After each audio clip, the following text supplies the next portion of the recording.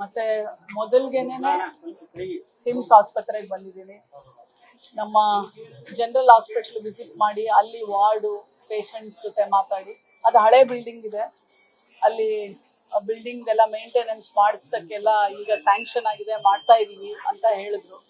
ಅಲ್ಲಿ ಸ್ವಲ್ಪ ದುರಸ್ತಿ ಇದೆ ಆಸ್ಪತ್ರೆ.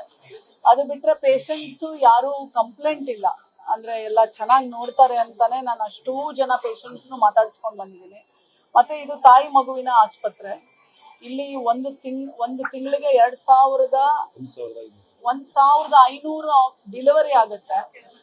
ಇಲ್ಲಿ ಎಲ್ಲ ಸುತ್ತಮುತ್ತ ಅಂದ್ರೆ ದಾವಣಗೆರೆಯಿಂದನೂ ಇಲ್ಲಿಗೆ ರೆಫರ್ ಮಾಡ್ತಾರೆ ಅಂತಂದ್ರೆ ನನಗೆ ಇವಾಗ ಎಷ್ಟು ಜನ ಸಿಕ್ಕಿದ್ರು, ಎಷ್ಟು ಪೇಷಂಟ್ಸ್ ದಾವಣಗೆರೆಯಿಂದ ಬಂದಿದ್ದಾರೆ. ದಾವಣಗೆರೆಯಲ್ಲಿ ಅವ್ರಿಗೆ ಚಿಕ್ಕೇರಿ ಹಾಸ್ಪಿಟ್ಲಲ್ಲಿ ಇಲ್ಲಿರೋ ಒಂದು ಹಿಮ್ಸಲ್ಲಿರುವಂತ ಅನುಕೂಲ ಸಹ ಅಲ್ಲಿಲ್ಲ. ಅಲ್ಲಿಂದ ಇಲ್ಲಿಗೆ ರೆಫರ್ ಮಾಡ್ತಾರೆ. ಸೊ ಪೇಷಂಟ್ಸ್ನ ಮಕ್ಕಳನ್ನ ಎಲ್ಲ ಇಲ್ಲಿಗೆ ಕರ್ಕೊಂಡು ಬಂದಿರೋದನ್ನು ನಾವು ನೋಡಿದೀವಿ.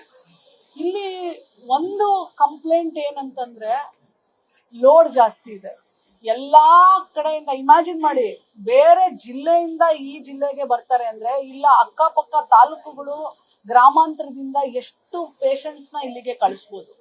ಮೆಟರ್ನಲ್ ಡೆತ್ಸು ಈ ಪೆರಿಫೆರಲ್ ಸೆಂಟರ್ ಆಗಿರೋದ್ರಿಂದ ಒಂದು ತಿಂಗಳಲ್ಲಿ 9 ರಿಂದ 10 ತಾಯಿ ಸಾವಾಗತ್ತಂತೆ. ಅದಕ್ಕೆ ನಾನು ಅದ್ರದ್ದೆಲ್ಲ ಅವ್ರ ಹತ್ರ ಕಂಪ್ಲೀಟ್ 1 ವರ್ಷದ ಸ್ಟ್ಯಾಟಿಸ್ಟಿಕ್ಸ್ ಕೇಳಿದ್ದೀನಿ. DC ಅವ್ರಿಗೂ ನಾನು ನಾಡಿದ್ದು ರಿವ್ಯೂ ಇದೆ, ಅದರಲ್ಲಿ ನಾನು ಇದನ್ನ ತಗೊಳ್ತೇನೆ. ಎರಡನೇದು ಯಾಕಂತಂದ್ರೆ ಈ ಏನು 9 ರಿಂದ 10 ತಾಯಿ ಸಾವಾಗ್ತಾ ಇದೆಯಲ್ಲ, ಅದನ್ನು ನಾವು ಕಡಿಮೆ ಮಾಡಬೇಕು, 0 ಮೆಟರ್ನಲ್ ಡೆತ್ ಮಾಡಬೇಕು. ಅದಕ್ಕೆ ಜಿಲ್ಲಾಡಳಿತ ಏನೆಲ್ಲ ಕಾರ್ಯಕ್ರಮಗಳನ್ನ ಹಮ್ಮಿಕೊಂಡಿದೆ ಅನ್ನೋದು ನನ್ನ ಪ್ರಶ್ನೆ. ಅದನ್ನ ನಾನು ಜಿಲ್ಲಾಡಳಿತದಿಂದ ನಾಡಿದ್ದು ರಿವ್ಯೂನಲ್ಲಿ ಅವರಿಂದ ಪಡ್ಕೊಳ್ತೇನೆ. ಯಾಕೆ ಅಂತಂದ್ರೆ ಇವತ್ತು ಫೆರಿಫರಲ್ ಸೆಂಟರ್ಸ್ ಅಲ್ಲಿ, ತಳಮಟ್ಟದ CHC PHCಗಳಲ್ಲಿ ಯಾವುದೇ ಒಂದು ಗರ್ಭಿಣಿ ಹೋದಾಗ ಅಥವಾ ತಾಲೂಕು ಆಸ್ಪತ್ರೆಗೆ ಹೋದಾಗ ಅಲ್ಲಿ ನಮ್ಮ ಹತ್ರ ಡಾಕ್ಟರ್ಸ್ ಇಲ್ದೇ ಇದ್ರು ನರ್ಸಸ್ನ ನಾವು ಟ್ರೈನ್ ಮಾಡಬೇಕು. ಆ ಪ್ರೋಗ್ರಾಮ್ಸು ಸಹ ಇದೆ. ಯಾಕಂದ್ರೆ ಯೂಶಲಿ ತಾಯಿದು ಸಾವು ಯಾವಾಗ ಆಗುತ್ತೆ, ಒಂದು ಅವಳು ಮೇನ್ ಬ್ಲೀಡಿಂಗ್ ಅಲ್ವಾ ಮೇಡಮ್? ಅದೇ ಬ್ಲೀಡಿಂಗು ಮತ್ತೆ ಹೈ BP, ಹೈಪರ್ ಟೆನ್ಷನ್. ಆ ಪೇಷಂಟ್ ನ ನಾವು ಹುಬ್ಳಿಯಲ್ಲಿ ತಾಯಿ ಮಗುವಿನ ಟರ್ಷರಿ ಆಸ್ಪತ್ರೆಗೆ ಬರತನ ಯಾವ ತರ ಆ ತಾಯಿ ಜೀವ ಕಾಪಾಡಬೇಕು ಅನ್ನೋ ಟ್ರೈನಿಂಗ್ ಪ್ರೋಗ್ರಾಮ್ಸ್ ಎಲ್ಲೋ ಒಂದ್ ಕಡೆ ಫೇಲ್ಯೂರ್ ಆಗಿದೆ ಅನ್ನೋದು ಈ ಒಂದು ತಾಯಿಯ ಸಾವಿನ ಸಂಖ್ಯೆ ಹೇಳ್ತಾ ಇದೆ. ಆಯ್ತಾ? ಇದ್ರ ಬಗ್ಗೆ ನನ್ಗೆ DC ಅವರಿಂದ, DHO ಅವರಿಂದ, ಕಂಪ್ಲೀಟ್ ಜಿಲ್ಲಾಡಳಿತದಿಂದ ನನ್ಗೆ ಉತ್ತರ ಬೇಕಾಗಿದೆ. ಎರಡನೇದೇನಂದ್ರೆ ಚಿಕ್ಕ ಪುಟ್ಟ ಸಮಸ್ಯೆಗಳನ್ನ ಅವರು ಆಚೆ ಕಡೆ ಹೇಳ್ತಾ ಇದ್ರು. ಅಂದ್ರೆ ನಮ್ಮನ್ನ ಅಟೆಂಡರ್ಸ್ ನ ಬಿಡಲ್ಲ ಅಂತ ನೋಡಿ ನಾನು 31 ಜಿಲ್ಲೆ ಓಡಾಡಿದೀನಿ. ಎಷ್ಟು ಗಲೀಜ್ ಮಾಡ್ಬಿಡ್ತಾರೆ. ಅದೇ ಪ್ರೈವೇಟ್ ಹಾಸ್ಪಿಟಲ್ ಅಲ್ಲಿ ನಾವು ಹೇಳ್ದಂಗೆ ಕೇಳ್ತೀವಿ, ಅದೇ ಗೌರ್ಮೆಂಟ್ ಹಾಸ್ಪಿಟಲ್ ಅಲ್ಲಿ ನಮ್ಮೇಲೆ ದಬ್ಬಾಳಿಕೆ ಮಾಡ್ತಾರೆ. ಆದ್ರೆ ಇಷ್ಟು ಕ್ಲೀನ್ ಆಗಿ ಇಡಕ್ ಕಾರಣನೇ ಅಟೆಂಡರ್ಸ್. ಒಂದೊಂದು ಅಟೆಂಡರ್ ಇದ್ದಾರೆ, ಬಟ್ ಕೆಲವೊಂದ್ಸಲ ತೊಂದರೆ ಆಗ್ಬೋದು. ಇಲ್ಲಿ ಸ್ಟಾಫ್ ಅಂದ್ರೆ ನಮ್ಮ ಗ್ರೂಪ್ D ಇವರೆಲ್ಲರೂ ಸ್ವಲ್ಪ ರ್ಯಾಶ್ ಆಗಿ ಬಿಹೇವಿಯರ್ ಮಾತಾಡ್ತಾರೆ ಅಥವಾ ಬಿಹೇವಿಯರ್ ಮಾಡ್ತಾರೆ ಅಂತ ಕಂಪ್ಲೇಂಟ್ ಇದೆ. ಅದನ್ನು ನಾನು ನಮ್ಮ ಡೈರೆಕ್ಟರ್ ಗಮನಕ್ಕೆ ತಂದಿದ್ದೀನಿ. ಯಾರು ಮಾತಾಡ್ಕೂಡ್ದಾಗೆ. ಯಾಕೆಂದ್ರೆ ಫಸ್ಟ್ ಆಫ್ ಆಲ್ ತಾಯಿ ಡೆಲಿವರಿಗೆ ಬರ್ತಾಳೆ ಅಥವಾ ಏನೋ ಒಂದು ಕಾಯಿಲೆ ಇದೆ, ಗರ್ಭಕೋಶದ ಕಾಯಿಲೆ ಇದೆ, ಕ್ಯಾನ್ಸರ್ ಇದೆ ಅಂತ ಬಂದ್ರೆ ಎಲ್ರು ನೋವಿನಿಂದ ಬಂದಿರ್ತಾರೆ. ಅವ್ರ ಮೇಲೆ ನಾವು ಅದ್ರ ಮೇಲೆ ದಬ್ಬಾಳಿಕೆ ಮಾಡ್ಕೊಂಡು ನಾವು ಮಾತಾಡೋ ರೀತಿ ಸರಿ ಇಲ್ಲ ಅಂತಂದ್ರೆ ನಾವು ಮತ್ತೆ ಗಾಯ ಮಾಡ್ದಂಗೆ. ಅದನ್ನ ಫಸ್ಟ್ ಸರಿ ಮಾಡ್ಕೋಬೇಕು. ಅದ್ ಸರಿ ಮಾಡ್ಕೊಂಡ್ರೆ ಅರ್ಧ ಕಾಯಿಲೆ ಹೊರಟೋಗ್ಬಿಡುತ್ತೆ. ಯಾರು ಪೇಷಂಟ್ಸ್ ಕಂಪ್ಲೇಂಟ್ ಮಾಡಲ್ಲ. ಆಮೇಲೆ ಕುಡಿಯೋ ನೀರಿನ ವ್ಯವಸ್ಥೆ ಎಲ್ಲ ಹೊರಗಡೆ ಇದೆ ಅಂತ ಹೇಳಿದ್ರು. ಅಲ್ಲಿ ನಮ್ಮ ಅಟೆಂಡರ್ಸ್ ಎಲ್ಲ ಅಂತಂದ್ರು, ಮೇಡಮ್ ನೀರೇ ಬರೋದಿಲ್ಲ ಅಂತ. ನಾನು ಅದೇ ಹೇಳ್ದೆ, ನಾನು ಹೋಗಕ್ ಮುಂಚೆನೆ ಅದು ನೀರ್ ಪ್ರಾರಂಭ ಆಗ್ಬೇಕು ಅಂತ. ಈಗ ಪ್ರಾರಂಭ ಆಗಿದೆ ಅಂತ ಹೇಳ್ತಾ ಇದಾರೆ, ಈಗ ಹೋಗಿ ನೋಡ್ತೇನೆ. ಸೊ ಮತ್ತೆ ಬೆಡ್ಸ್ ಇಲ್ಲ ಇಲ್ಲಿ. ಲೋಡ್ ಜಾಸ್ತಿ ಆಗಿರೋದ್ರಿಂದ ಪೇಷಂಟ್ಸ್ ಜಾಸ್ತಿ, ತಾಯಂದ್ರು ಜಾಸ್ತಿ, ಮಕ್ಕಳು ಡೆಲಿವರಿ ಜಾಸ್ತಿ, ಎಮರ್ಜೆನ್ಸೀಸ್ ಜಾಸ್ತಿ. ಈ DC ಅವ್ರಿಗೆ ನಾನು ಇಮಿಡಿಯೇಟ್ಲಿ ಫೋನ್ ತಗೊಂಡ್ ಮಾತಾಡಿದೀನಿ. ಎಲ್ಲ ಕೆಳಗಡೆ ಮಲಗಿಸ್ತಾರೆ, ಕೆಳಗಡೆ ಒಂದು ಹಾಸಿಗೆ ಹಾಕಿ ಮಲಗಿಸ್ತಾರೆ, ಒಂದೇ ಬೆಡ್ ಮೇಲೆ 2, 3, 4 ಜನ. ಯಾಕಂದ್ರೆ ಇವ್ರಿಗೆ ಎಕ್ಸ್ಟ್ರಾ ಸ್ಪೇಸ್ ಬೇಕಾಗಿದೆ. ಇದು ಪ್ರಿಯಾರಿಟಿ ಮೇಲೆ ಆಗ್ಬೇಕು. ಇದಕ್ಕೆ ಇಲ್ಲ ಅಂತ ಹೇಳಂಗೆ ಇಲ್ಲ. ಇದು ಆರೋಗ್ಯ ಇಲಾಖೆಯವ್ರಿಗೂ ನಾನು ಮಂತ್ರಿಗಳಿಗೂ ಸಹ ನಾನು ಖುದ್ದಾಗಿ ನಾನು ಪತ್ರವನ್ನು ಬರೆದು ನಾನು ಆಯೋಗಕ್ಕೆ ವರದಿಯನ್ನ ತರಿಸ್ಕೊಳ್ತೇನೆ. ಮತ್ತೆ ಮಾನ್ಯ ಮುಖ್ಯಮಂತ್ರಿಗಳಿಗೂ ಸಹ ನಾನು ಭೇಟಿ ಮಾಡಿ ಇದು ಎಷ್ಟು ಇಂಪಾರ್ಟೆಂಟ್, ಇವ್ರಿಗೆ ಎಕ್ಸ್ಟ್ರಾ ಸ್ಪೇಸ್ ಅನ್ನೋದನ್ನು ಸಹ ಯಾಕಂದ್ರೆ ನಾವು ಯಾವ್ದೇ ಜಿಲ್ಲೆಗೆ ಹೋದಾಗ ನಾನು ಮಾನ್ಯ ಮುಖ್ಯಮಂತ್ರಿಗಳನ್ನ ಭೇಟಿ ಆಗ್ತೀನಿ, ಯಾವುದೇ ಒಂದು ಸೀರಿಯಸ್ ಇಶ್ಯೂಸ್ ಇದ್ರೆ ಅವ್ರ ಗಮನಕ್ಕೆ ತಗೊಂಡ್ಬರ್ತೀನಿ, ಅವರೇ ಖುದ್ದಾಗಿ ಮಾತಾಡ್ತಾರೆ. ಎಷ್ಟೋ ಸಲ DC ಅವ್ರಿಗೆ ಫೋನ್ ತಗೊಂಡು ಅವರೇ ಮಾತಾಡಿರೋದು ಉಂಟು. ಸೊ ಹಾಗಾಗಿ ನಾನು ಅವ್ರ ಗಮನಕ್ಕೂ ತಗೊಂಡ್ಬರ್ತೀನಿ, ಸರ್ಕಾರದ ಗಮನಕ್ಕೆ ತಗೊಂಡು ಚೀಫ್ ಸೆಕ್ರೆಟರಿ ಅವ್ರ ಗಮನಕ್ಕೆ ತಗೊಂಡ್ಬರ್ತೀನಿ.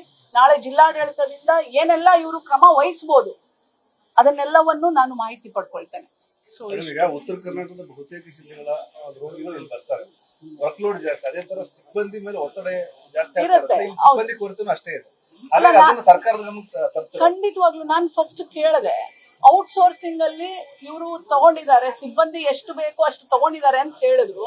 ಇವ್ರಿಗೆ ಯಾವ್ದಾದ್ರು, ಯಾಕಂದ್ರೆ ಇವ್ರಿಗೆ ಹೌದು ಸಿಬ್ಬಂದಿ ಇಲ್ಲ ಅಂತ ಇವರಿಗೆ ಅನ್ಸಿದ್ದಾದ್ರೆ ಅಥವಾ ಅವ್ರಿಗೇನು ಆಕ್ಚುಲಿ ಪ್ರೋಟೋಕಾಲ್ ಪ್ರಕಾರ ಇರಬೇಕು ಅದು ಕಡಿಮೆ ಇದ್ರೆ ಖಂಡಿತವಾಗ್ಲೂ ಅವ್ರು ನನ್ಗೆ ಅದನ್ನ ಸಬ್ಮಿಟ್ ಮಾಡ್ಲಿ. ನಾನು ನಾಡಿದ್ದು DC ಆಫೀಸಲ್ಲೂ ಸಹ ಡಿಸ್ಕಷನ್ ಮಾಡ್ತೀವಿ. ಅದ ನಂತರ ನಾನು ಸರ್ಕಾರಕ್ಕೂ ಸಹ ಬರೀತೀನಿ.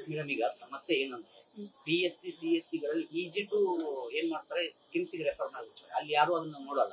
ನಂಬರ್ 2, ಇಲ್ಲಿ ಏನು ನಾವು ರಾಜ್ಯದ ಬೇರೆ ಬೇರೆ ಬೆಂಗಳೂರು ಮೈಸೂರಿಗೆ ಆಸ್ಪತ್ರೆಗೆ ಹೋಲಿಸ್ತೀವಿ, 2500 can and average out patient ಇದೆ, ಕೊಡೋ ಅನುದಾನ ಅಷ್ಟೇ ಇರುತ್ತೆ. How can manage that? ಇದು ಅದೇ ಈಗ ನಾನು ಅವ್ರಿಗೆ ಹೇಳಿದ್ದೀನಿ, ನಿಮಗೆ ಏನೇನು ಸರ್ಕಾರದಿಂದ ಬೇಕಾಗಿದೆ, ಯಾವ್ಯಾವುದು ಇಲ್ಲ, ಏನೇನ್ ನಿಮ್ಗೆ ಇಲ್ಲಿ ಫೆಸಿಲಿಟೀಸ್ ಬೇಕಾಗಿದೆ, ಯಾವ್ದು ಇನ್ಫ್ರಾಸ್ಟ್ರಕ್ಚರ್ ಬೇಕಾಗಿದೆ. ಈಗ ನೋಡಿ ಇವ್ರಿಗೆ ಎಕ್ಸ್ಟ್ರಾ ಸ್ಪೇಸ್ ಬೇಕಂತೆ ಬೆಡ್ಗಳು ಹಾಕಕ್ಕೆ, ಈಗ ಎಕ್ಸ್ಟ್ರಾ ಪೇಷಂಟ್ಸ್. ಸೊ ಇಮಿಡಿಯೇಟ್ಲಿ ಅವ್ರು ಆರ್ಗನೈಸ್ ಮಾಡ್ಬೇಕು. ಯಾಕಂದ್ರೆ ಇವ್ರು ಇರೋ ಸ್ಪೇಸ್ ಅಲ್ಲಿ ಎಲ್ಲಿ ಮಾಡ್ಬೋದು, ಯಾಕಂದ್ರೆ ತಾಯಿ ಅಷ್ಟೊಂದು ಇಂಪಾರ್ಟೆಂಟ್ ನಮ್ಗೆ ಅಲ್ವಾ. ಸೊ ಹಾಗಾಗಿ ಖಂಡಿತವಾಗ್ಲೂ ಏನೆಲ್ಲ ನಮ್ಗೆ ಡೈರೆಕ್ಟ್ರು ಮತ್ತೆ ನಮ್ಮ ಗೈನಕಾಲಜಿಸ್ಟ್, ಆಸ್ಪತ್ರೆ ಸಿಬ್ಬಂದಿಗಳು, mainly head of the institution, so ಅವ್ರು ನನಗೆ ಇವತ್ತೇನು ಅವರು ನನಗೆ ಮನವಿ ಕೊಡ್ತಾರೆ ಅದನ್ನ ಸೀರಿಯಸ್ ಆಗಿ ನಾನು ಸರ್ಕಾರಕ್ಕೆ ಅನುದಾನ ವಿಚಾರದಲ್ಲಿ ಅಲ್ಲ ಬಟ್ ಇಲ್ಲ ಕೊಟ್ಟಿಲ್ಲ. ಅನುದಾನ ಸಿಕ್ಕಿಲ್ಲ, ಬರೀ ಆಶ್ವಾಸನೆ ಅಷ್ಟೇ. ಅಲ್ಲ ಅದಕ್ಕೆ ನಾನು ಉತ್ತರ ಕೊಡ್ಲಿಕ್ಕೆ ಆಗೋದಿಲ್ಲ. ನಾನು ಮೇಡಮ್ ಅದ್ರ ಜೊತೆಗೆ ಅಲ್ಲ ಪ್ರಭಾರಿಗಳ ಮೇಲೆ ಹುಬ್ಬಳ್ಳಿ ಕಿಮ್ಸ್ ನಡೀತಾರೆ, ಉತ್ತರ ಕನ್ನಡ ಸಂಜೀವಿನಿ 7 ಜಿಲ್ಲೆಗಳು ಬರ್ತಾರೆ. ಡೈರೆಕ್ಟರ್ ಪ್ರಭಾರಿ, ಸೂಪರಿಂಟ್ ಪ್ರಭಾರಿ, ಎಲ್ಲ ಪ್ರಭಾರಿ ಮೇಲೆ ಯಾರು ಜವಾಬ್ದಾರಿ ತಗೋತಾರೆ ಮೇಡಮ್? ಈಗ ನೋಡಿ ಸರ್, ಒಳ್ಳೆ ಕೆಲಸ ಮಾಡಿದ್ರೆ ಈ ತಿಂಗಳು ರಿಟೈರ್ಡ್ ಆಗ್ತಾರೆ. ಅವ್ರ ರಿಟೈರ್ಮೆಂಟ್ ಅಲ್ವಪ್ಪ. ಅಲ್ಲ ಮೇಡಮ್, ನಾ ಹೇಳ್ತಾ ಇರೋದು ಅವ್ರು ಇದ್ದಿದ್ದು 1 ವರ್ಷ ಮೇಡಮ್, ಪ್ರಭಾರಿ ಯಾಕೆ ಕಾಯಂ ಮಾಡ್ತಿಲ್ಲ? ಪ್ರಭಾರಿಗಳ ಮೇಲೆ ನಡೆದಲ್ಲ ಅಂತ ಹೇಳಿ ಈ ಪ್ರಭಾರಿ ಮೇಲೆ ನಡೀತಾ ಇದೆ. ಪರ್ಮನೆಂಟ್ ಬೇಕು. ಅಲ್ಲ ಸಿಬ್ಬಂದಿ ನಾನ್ ಖಂಡಿತವಾಗ್ಲೂ ಅದನ್ನ ಸರ್ಕಾರಕ್ಕೆ ಬರೀತೀನಿ. ಆ ತರ ಇರಬಾರ್ದು. ಇದ್ದಾಗ ಇಲ್ಲಿ ಕೆಲಸ ಕಾರ್ಯಗಳಿಗೆ ಮತ್ತೆ ಅವ್ರು ಯಾವುದೇ ನಿರ್ಧಾರಗಳನ್ನು ತಗೊಳಕ್ಕೆ ಕಷ್ಟ ಆಗತ್ತೆ ಅಂತ ಖಂಡಿತವಾಗ್ಲೂ ನಾನು ಕಿಮ್ಸ್ ನಲ್ಲಿ ಒಳ್ಳೆ ಡಾಕ್ಟರ್ಸ್ ಇದ್ದಾರೆ, ಆದ್ರೆ ಅವ್ರ ಹೆಸರು ಮಾಡಿದ್ರು ಪ್ರೈವೇಟ್ ಹಾಸ್ಪಿಟಲ್, ಕಿಮ್ಸ್ ಅಲ್ಲ. ಇದು ಸಮಸ್ಯೆ. ಒಳ್ಳೆ ಡಾಕ್ಟರ್ಸ್ ಇದ್ದಾರೆ, ಕ್ವಾಲಿಫೈಡ್ ಡಾಕ್ಟರ್ಸ್ ಇದ್ದಾರೆ, ಅವ್ರ ಹೆಸರೆಲ್ಲ ಕೇಳ್ಬೋದು ಪ್ರೈವೇಟ್ ಹಾಸ್ಪಿಟಲ್ ನಲ್ಲಿ, ಇಲ್ಲಿ ಬರ್ತಾ ಇಲ್ಲ. This is the problem. ಅಲ್ಲ ಅದ್ರ ಬಗ್ಗೆ ಏನಾದ್ರೂ ಯಾವ್ದಾದ್ರು ಖಚಿತ ಮಾಹಿತಿ ಇದ್ರೆ ನೀವು ನನಗೆ ಡಾಕ್ಯುಮೆಂಟೇಶನ್ ಕೊಟ್ರೆ ಖಂಡಿತವಾಗ್ಲೂ ಅದ್ರ ಬಗ್ಗೆನೂ ಕ್ರಮ ತಗೊಳಕ್ ಬರೀತೇನೆ. ಮೇಡಮ್ ಸೌದತ್ತಿ ಒಂದು 11 ವರ್ಷದ ಹುಡುಗನ ನಮ್ಮ ಸೌದತ್ತಿ ಒಂದು 11 ವರ್ಷದ ಮಗುಗೆ ಬೋನ್ ಮ್ಯಾರೋ ಟ್ರಾನ್ಸ್ಪ್ಲಾಂಟೇಶನ್ ಬೇಕಾಗಿದೆ. ಆ ಮಗುವಿಗೆ ಇಲ್ಲಿಂದ ಇಂದಿರಾ ಗಾಂಧಿಗೆ ಬರ್ದಿದ್ರು. ಯೂಶಲಿ ಇಲ್ಲಿಂದ ನೆಕ್ಸ್ಟ್ ರೆಫರಲ್ಲೇ ಇಂದಿರಾ ಗಾಂಧಿ ಆಸ್ಪತ್ರೆ. ಅವರು ಅಲ್ಲಿ 1 ತಿಂಗಳು ಇದ್ದ ಮೇಲೆ ಅವರು ಜೈನ್ ಹಾಸ್ಪಿಟ್ಲ್ಗೆ ಬರ್ದಿದ್ದಾರೆ ಆ ಮಗುವಿಗೆ ತೋರಿಸ್ಲಿಕ್ಕೆ. ಅಲ್ಲಿ ಸ್ಕೀಮ್ಗೂ ಅಪ್ರೂವಲ್ ಎಲ್ಲ ಮಾಡ್ಕೊಂಡಿದ್ದಾರೆ. ಆ ಸ್ಕೀಮ್ ಪ್ರಾರಂಭ ಆಗ್ಲಿಕ್ಕೆ ಆ ಮಗು ಟ್ರೀಟ್ಮೆಂಟ್ಗೆ 2 ಲಕ್ಷ ಬೇಕು. ಆ 2 ಲಕ್ಷ ಕಡು ಬಡವರು ಮತ್ತೆ ಬಹಳ ಮುಗ್ಧರು, ಎಲ್ಲೋಗ್ಬೇಕು ಏನು ಅನ್ನೋದೇ ಗೊತ್ತಿಲ್ಲ. ಈಗ ಇಮಿಡಿಯೇಟ್ಲಿ ಆ 2 ಲಕ್ಷನ ನಮ್ಮ ಮುಖ್ಯಮಂತ್ರಿಗಳ ಪರಿಹಾರ ನಿಧಿಯಿಂದ ಅದನ್ನ ನಾನು ಮಾಡಿಸ್ಕೊಡ್ತಾ ಇದ್ದೇನೆ. ಆ 2 ಲಕ್ಷ ನಾನು ಆ ಬ್ರಿಡ್ಜ್ ಮಾಡಿಸ್ಕೊಟ್ಬಿಟ್ರೆ ಅವ್ರಿಗೆ ಸ್ಕೀಮ್ ಒಳಗಡೆ ಕಂಪ್ಲೀಟ್ಲಿ ಫ್ರೀ ಆಗಿ ಆ ಮಗುಗೆ ಬೋನ್ ಮ್ಯಾರೋ ಟ್ರಾನ್ಸ್ಪ್ಲಾಂಟ್ ಆಗುತ್ತೆ. ಸೊ ಹಾಗಾಗಿ ನಾನು ಪರ್ಸನಲ್ ಆಗಿ ಆ ನಂಬರ್ ತಗೊಂಡು ಆಸ್ಪತ್ರೆ ಸಿಬ್ಬಂದಿ ಮತ್ತೆ ನಾವು ಮತ್ತೆ ಸರ್ಕಾರ ಅದ್ರ ಮಧ್ಯೆ ನಿಂತ್ಕೊಂಡು ಆ ಮಗುವಿಗೆ ಚಿಕಿತ್ಸೆಯನ್ನ ಮಾಡಿಸ್ತಾ ಇದ್ದೀನಿ.